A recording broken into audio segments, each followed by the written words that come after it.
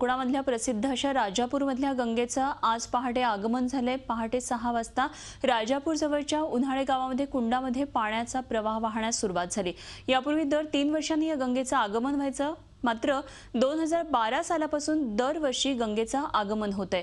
राजापूरची ही गंगा शास्त्रज्ञांसाठी गूढ मानली जाते।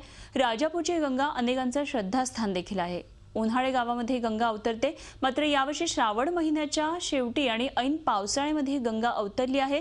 सध्या उन्हाळे गावातल्या 14 कुंडांमध्ये मोठ्या प्रमाणामध्ये पाणी आहे। गोमुखातून हे पाणी येण्यास सुरुवात झाली आहे। इथल्या गंगा कुंडात 10 नद्यांचं पाणी येतं असं मानलं जातं। उन्हाळे गाव मुंबई गोवा महामार्गावरच आहे आणि त्यामुळे गणेशोत्सवासाठी येणाऱ्या चाकरमान्यांची गर्दी गंगेच्या ठिकाणी होणार हेही नक्की।